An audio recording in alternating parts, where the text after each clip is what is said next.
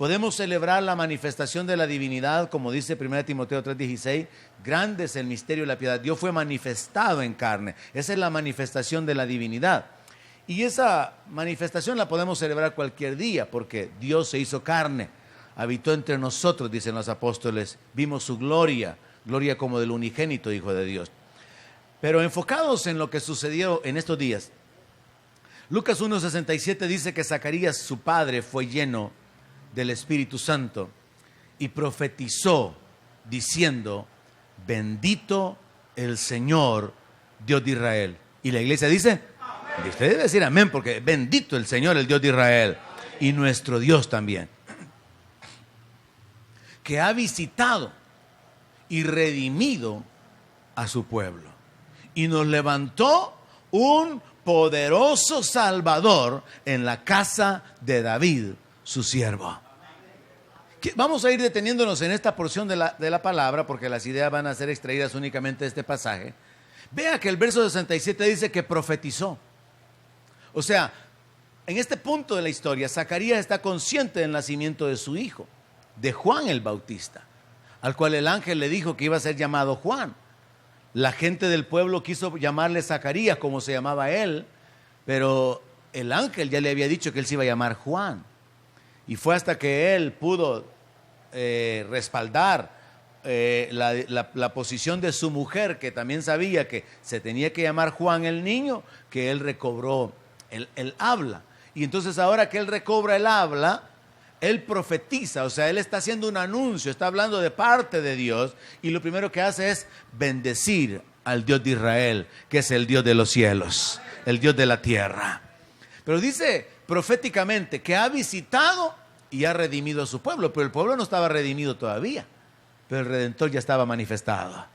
Y entonces él está hablando proféticamente con respecto al futuro, pero sabe que cuando la palabra profética viene, se puede tomar como que es algo ya determinado, ya hecho, porque en la voluntad y en el corazón de Dios eso está determinado. Entonces Zacarías, por la inspiración del Espíritu Santo, él se refiere al Señor Jesucristo, y es lo que quiero extraer. ¿Y cómo lo llama en el verso 69? Lo llama poderoso Salvador.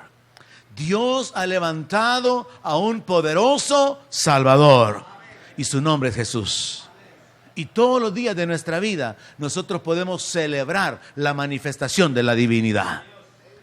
Vea, los profetas habían anunciado el nacimiento virginal de Cristo. Los profetas habían anunciado la manifestación del Mesías, del Cristo, del profeta levantado a semejanza de Moisés. Ellos estaban mirando hacia el futuro, esperando el día en que había de nacer. Pero nosotros como iglesia podemos mirar hacia atrás y saber, Él nació bajo la ley. Cuando vino el cumplimiento del tiempo, el Señor nació en la carne y nació bajo la ley y cumplió la ley. Y Él establece un nuevo pacto basado en su sangre, en su muerte, en su sacrificio. Así que nosotros miramos hacia atrás, pero Zacarías está mirando en el presente algo que todavía estaba en el futuro. Nos levantó un poderoso Salvador en la casa de David su siervo, algo que también había sido anunciado por los profetas. Tenía que ser un renuevo de David, tenía que ser descendencia de David, y por eso es que Jesús es llamado Hijo de David. Y lo confirma el verso 70. Como habló por boca de sus santos profetas que fueron desde el principio. Hermanos, la Biblia, siendo la revelación de Dios, contiene un trazo de la historia humana desde el principio hasta que sea consumado el misterio de Dios en el libro de Apocalipsis. La Biblia es el único libro que nos revela a un Dios que se manifiesta a lo largo de los siglos, que revela un plan que incluye a toda la humanidad y que muestra, como dice el libro de Hebreos, que Dios ha hablado muchas veces y de muchas maneras, y que incluso llegó en la manifestación de Jesús a hablarnos por medio del Hijo. La Biblia es el único libro verdaderamente sagrado. ¿Cuántos lo creen? La Biblia es verdaderamente la revelación de la voluntad de Dios. Existen libros sagrados para los budistas, para los musulmanes, para los mormones, para las diferentes religiones que existen en el mundo. Pero todos esos libros sagrados en realidad no son sagrados si es que solamente hay un Dios verdadero que creó los cielos y la tierra. Y solo Dios, Jehová, manifestándose como Jehová, es el que ha dicho: yo solo, yo extendí los cielos y la tierra. No hay nadie conmigo, no conozco fuerte, no hay ninguno. Él es el único Dios verdadero, que se reveló allá en el libro de Deuteronomio diciendo: oye Israel, Jehová tu Dios, Jehová uno es. Hay un solo Dios verdadero. Pero hay una sola escritura verdadera también.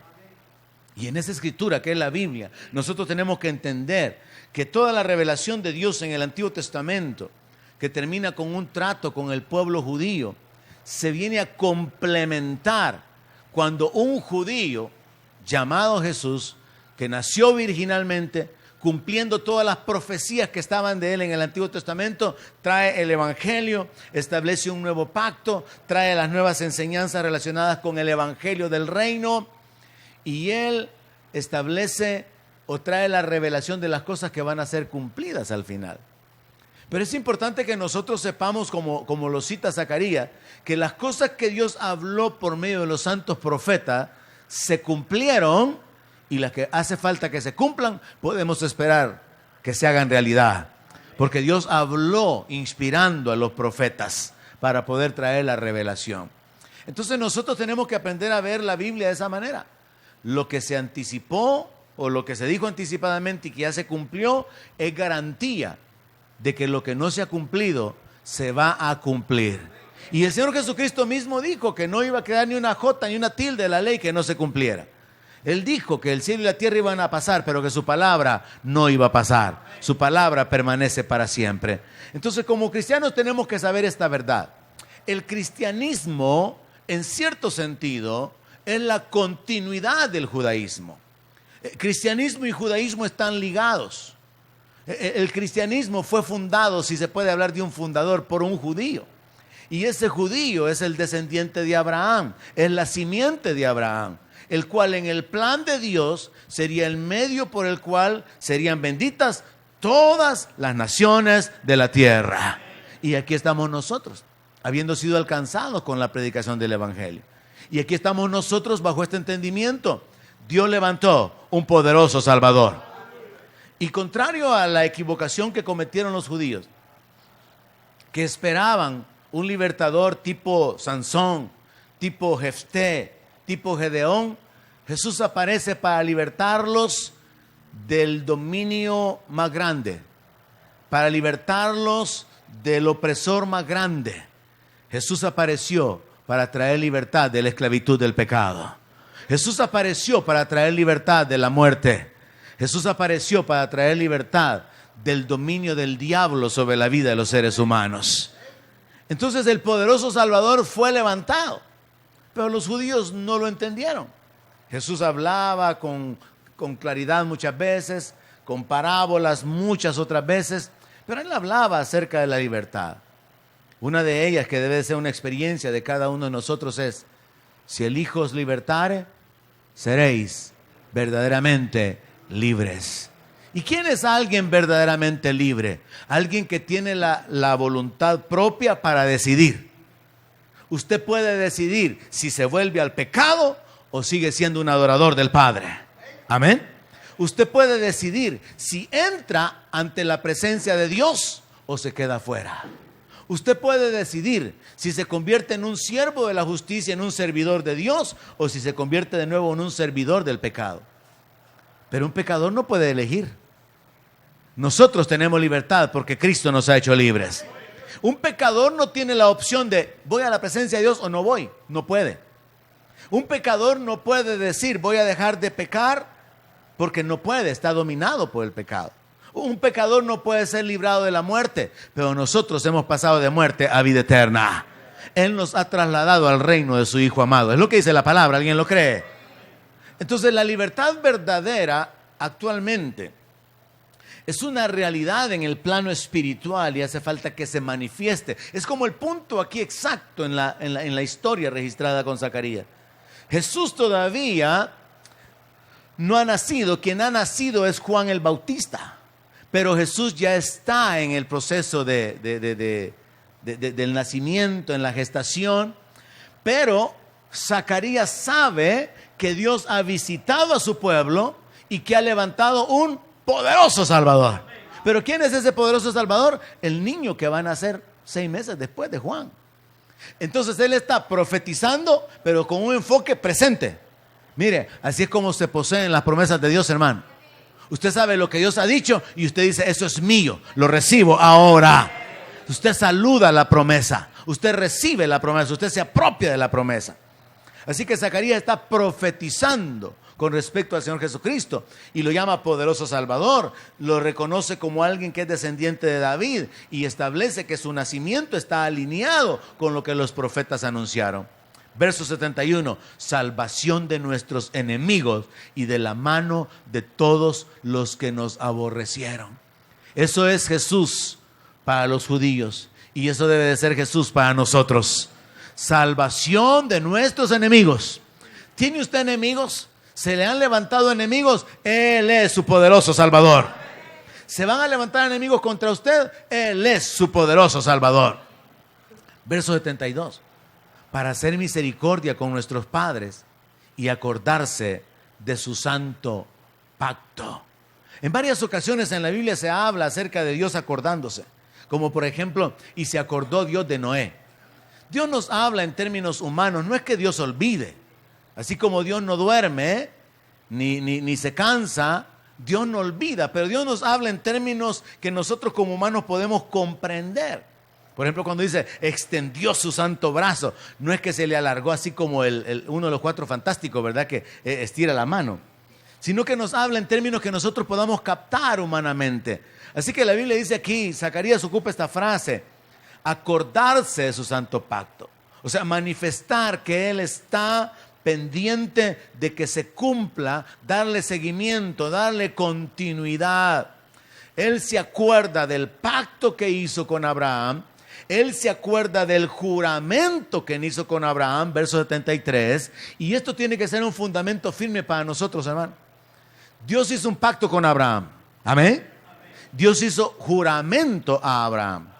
Y en la carta de Pablo a los Gálatas, Pablo desarrolla este principio muy importante para todos nosotros como creyentes, para que en el 2020 usted no se sienta solo, desmotivado, triste, afligido, desamparado, porque Dios es fiel a sus promesas. Y Dios no solamente prometió, sino que Dios juró. Y Pablo habla acerca de eso. Yo le recomiendo que lea la carta de Pablo a los Gálatas, o que busque la predicación sobre esto en el canal de YouTube. Porque Dios no solamente prometió, sino que juró que habría de manifestarse a favor de la descendencia de Abraham y que a través de la simiente de Abraham habrían bendiciones. Y el apóstol Pablo luego desarrolla la doctrina que nosotros somos bendecidos con el creyente Abraham, que nosotros somos hijos de Dios por la fe y que la bendición de Abraham nos pertenece a nosotros. Ahora es un asunto que tiene que ser tomado por fe para poder levantarnos independientemente de la condición en que estemos actualmente. Así que el verso 73 dice del juramento que hizo Abraham nuestro padre, que nos había de conceder. Verso 74, que librados de nuestros enemigos, sin temor le serviríamos. Dios ofrece libertad, la libertad que nos permite servir, la libertad que nos permite acercarnos a Él. Y esto, hermanos, es parte del yugo que el Señor Jesucristo dijo que había que llevar. Él dijo, lleven mi yugo. Pero hay gente que no quiere llevar el yugo del Evangelio. Jesús dijo que su yugo era ligero, que ligera era su carga. Y cuando uno llega a entender que una es la vida de esclavitud del pecado, a los vicios, a la miseria, al dominio del diablo, bajo la influencia de demonios, en temor, en desesperación, en la miseria, en enfermedad. Y otra es la vida del creyente, que tiene sus luchas, sus dificultades, habrán adversidades, habrán necesidades, pero podemos proclamar, el Señor es mi ayudador. Podemos proclamar, aunque afligido y necesitado, Jehová pensará en mí. Podemos proclamar a quien tengo en los cielos y no solamente a ti. Cuando uno llega a entender esa diferencia que hay entre vivir en el mundo sin Dios, sin esperanza, sin un pacto, a vivir en este mundo teniendo a Dios de nuestro lado, hay una gran diferencia.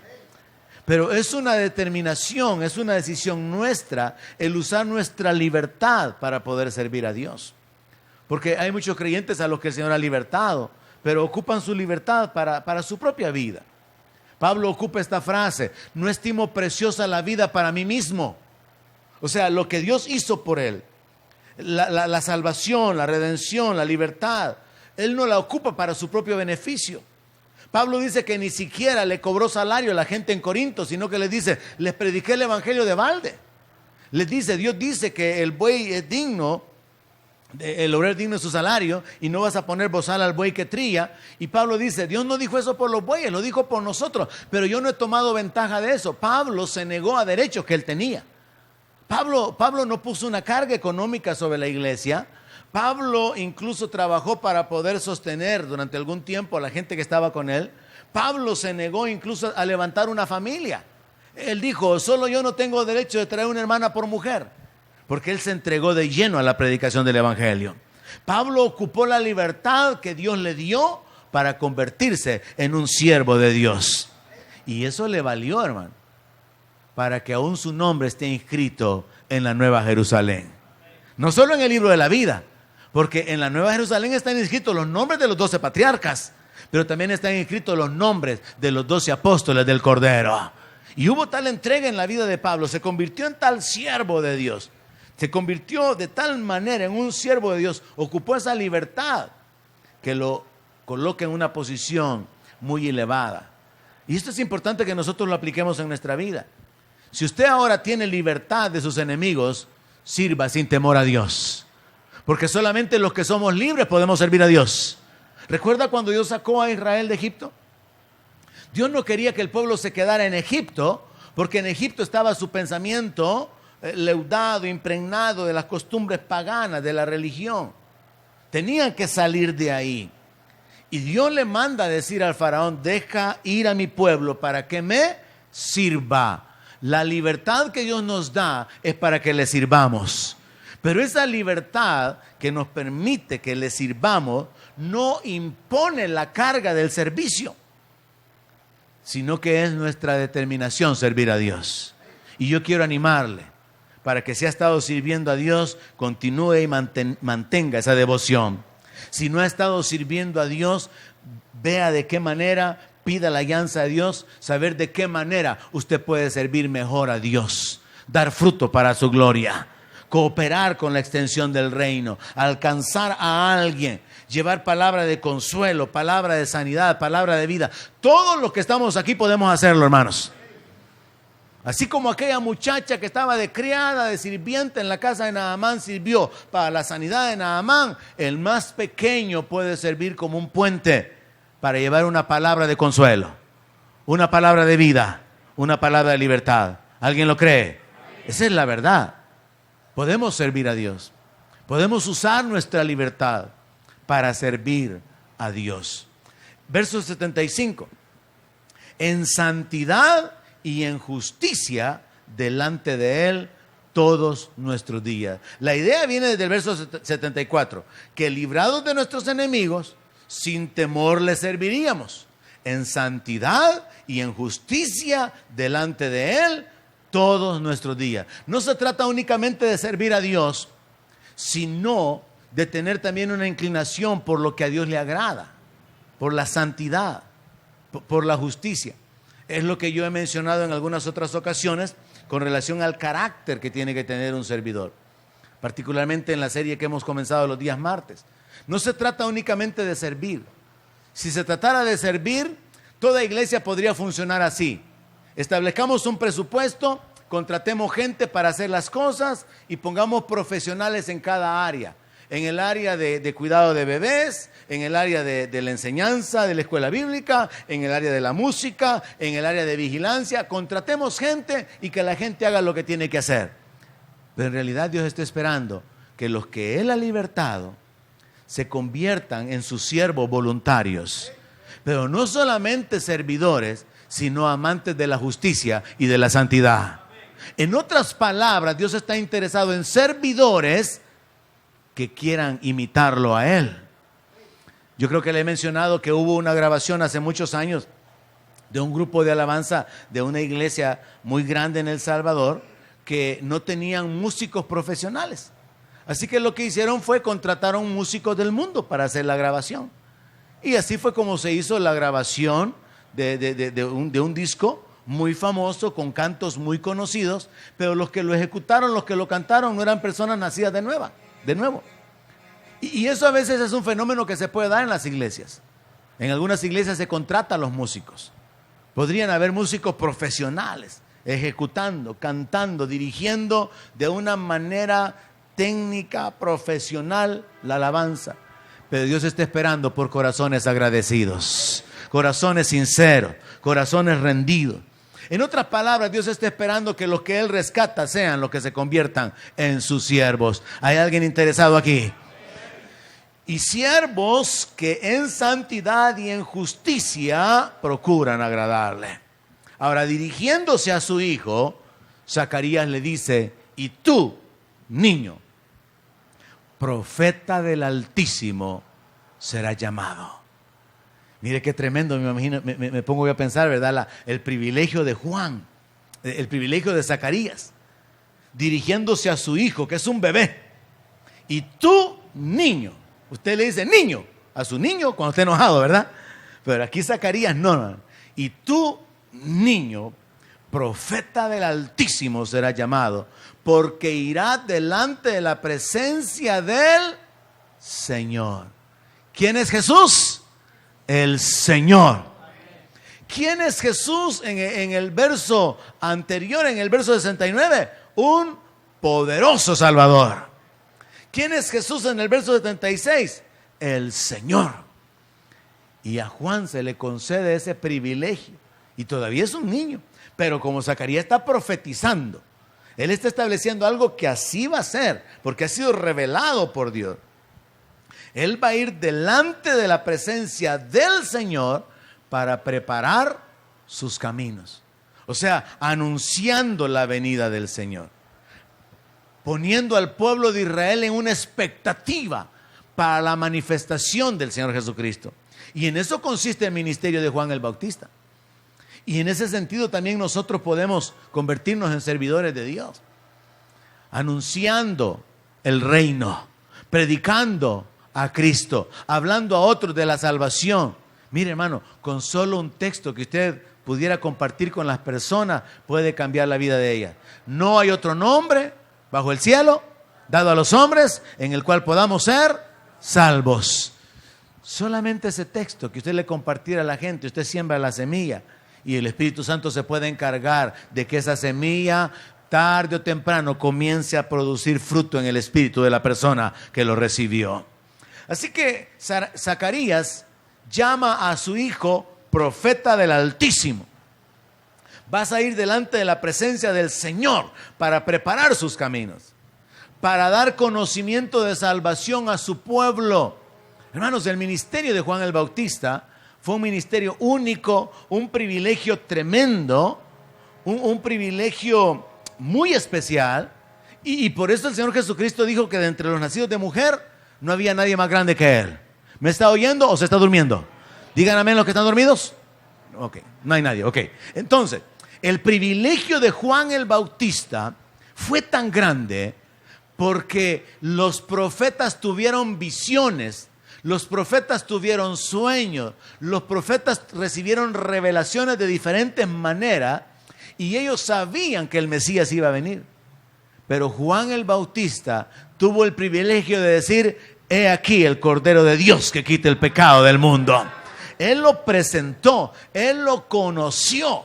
Entonces a Juan el Bautista le toca un privilegio muy grande en cuanto a preparar al pueblo para que su corazón esté listo para cuando el Mesías se manifestara. En cuanto a anunciar al Señor Jesucristo. No predicarse a sí mismo, sino predicar a Jesús. Yo creo, hermanos, que una de las cosas que podemos aprender del ministerio de Juan el Bautista, y aplíquelo para el próximo año, sería este. Juan el Bautista desarrolló un ministerio de preparar el camino del Señor, de anunciar a Cristo, de anunciar la manifestación del Salvador, de anunciar la manifestación de un poderoso libertador. Pero también aquí se nos dan otras claves. Dice, para dar conocimiento de salvación a su pueblo. Usted puede dar conocimiento de salvación a la gente con lo que usted ya sabe, transmitiéndolo, compartiéndolo con otros. Usted puede llevar conocimiento de salvación a nuestra gente, a este pueblo, para que ellos reciban perdón de pecados. Verso 78. Por la entrañable misericordia de nuestro Dios, con que nos visitó desde lo alto la aurora. Dios visitándonos. Está escrito que Dios habita en las alturas, pero también habita con el quebrantado y humilde de espíritu. Y hay un salmo que dice que Dios se baja. Dios se baja para mirar en la tierra. Su comunión íntima es con los que le temen. Y aquí ese texto está conectando con esa idea. Dios desde lo alto viene a visitarnos. Y entonces Zacarías está reconociendo que la manifestación de Dios ahora es una realidad. Y que no solamente el Mesías ha sido engendrado y está listo por revelarse, sino que también su hijo se convertirá en un profeta que va a ir delante del Señor. Verso 79 continúa con lo que nosotros podríamos tomar para nuestra vida. Al menos yo en particular lo tomo en mi ministerio, predicando o enseñando. Lo de dar conocimiento de salvación al pueblo, lo de preparar el camino para la manifestación del Señor. En el verso 79 se agrega, para dar luz a los que habitan en tinieblas y en sombra de muerte. ¿Conoce usted personas que habitan en tinieblas? Usted puede alumbrar con la luz del Evangelio. Jesús dijo que la luz no se ponía debajo de un cajón. Nuestra Biblia tradujo debajo de un almud, es un cajón.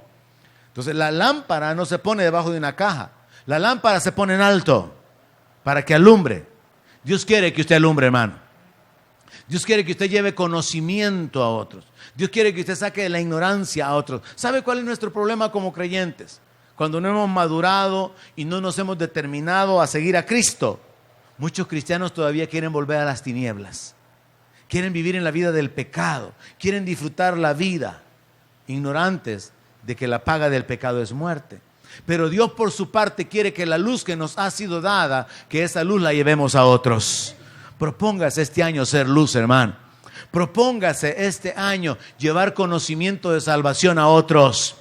Propóngase este año llevar a otros el conocimiento que los puede llevar al perdón de sus pecados. Es una determinación particular. Es una determinación propia, imitando el ministerio de Juan el Bautista. Dice, para dar luz a los que habitan en tinieblas y en sombra de muerte, para encaminar nuestros pies por camino de paz.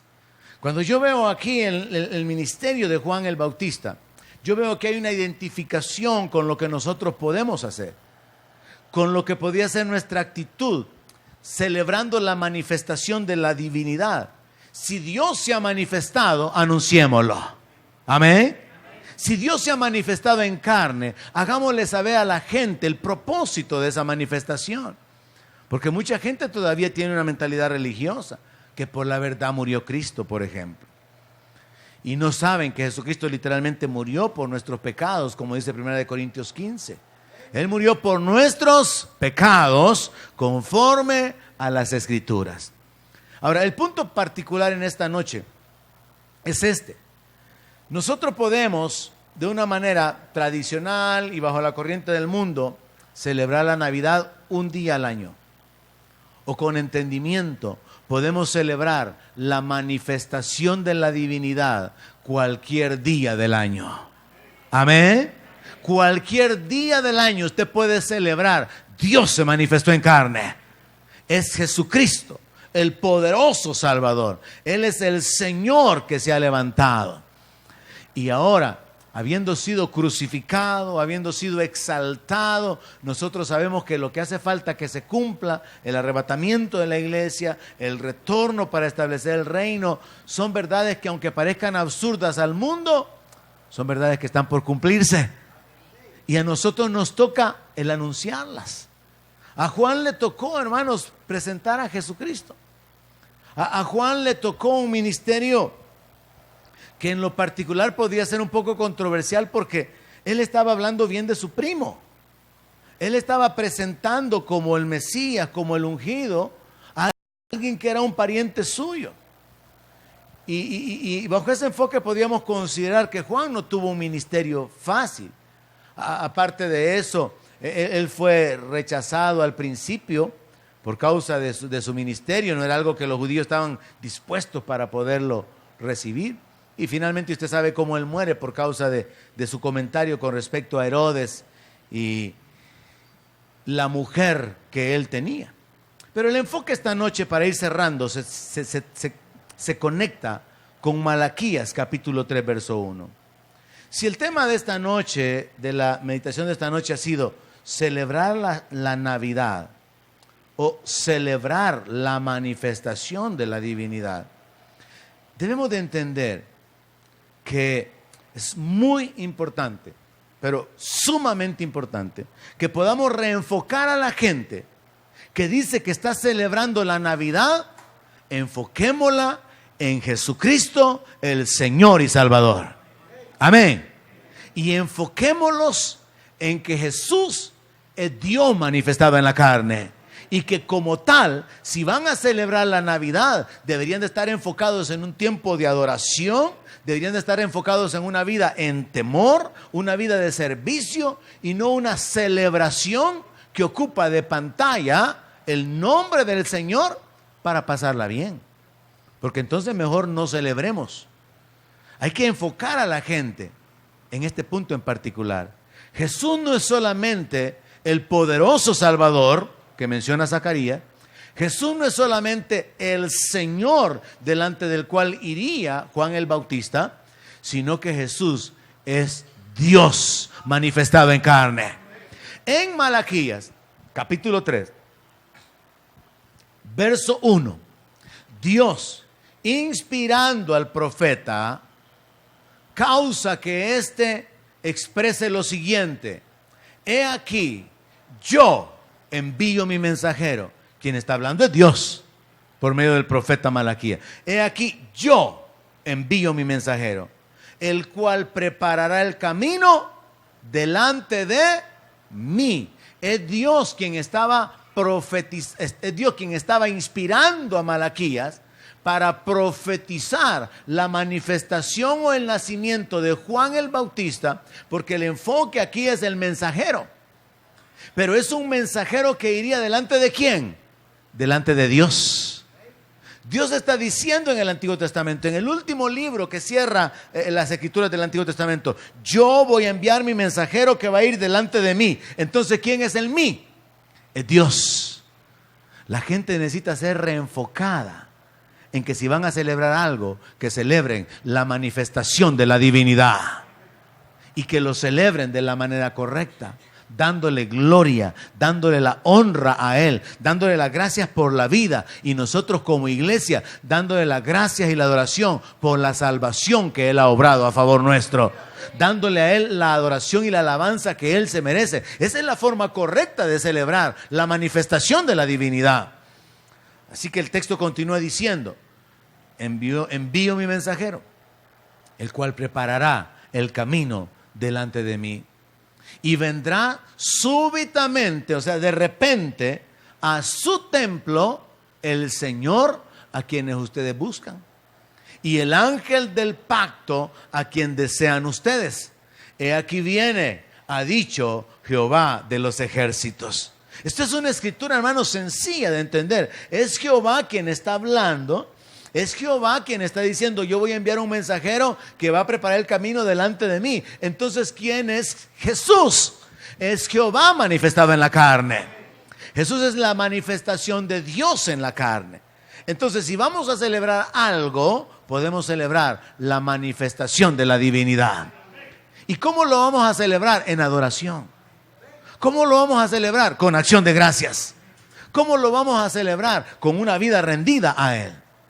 Es absurdo que tanto cristianos como gente inconversa celebren la Navidad, pero se enfocan en sí mismos, se enfocan en su bienestar, se enfocan en pasarla bien, se enfocan en la música, en el baile, en la comida, en la bebida, en los regalos, en los estrenos. Es absurdo hablar de celebrar la Navidad cuando el enfoque realmente es egoísta.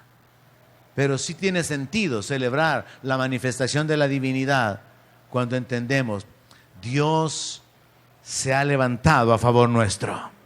Dios se ha manifestado para redimirnos de mano del más fuerte que nosotros. Dios, en su gracia, en su misericordia, sabiendo que nadie podía rescatarnos, Él vino a buscarnos. Él vino a salvarnos. Y Jesús es nuestro Salvador. Y Él merece toda la gloria, toda la alabanza, no solamente un día al año. Eso es lo que la religión hace. Pero un verdadero cristiano le va a dar la gloria a Él todos los días de su vida. Le va a dar las gracias a Él todos los días. Y va a venir con una actitud sincera en su corazón, con palabras como: Señor, tú te fijaste en mí. Tú me has alcanzado con tu gracia. No merecía nada, pero tú me has atraído. Tú te has revelado. Has abierto mis ojos. Me has adoptado como tu hijo. No puedo pagarte, pero puedo darte las gracias. Yo quiero pedirle que se ponga de pie y cantamos ese canto. Con tu sangre nos has redimido. Donde mi palabra sea su alimento, allí tienes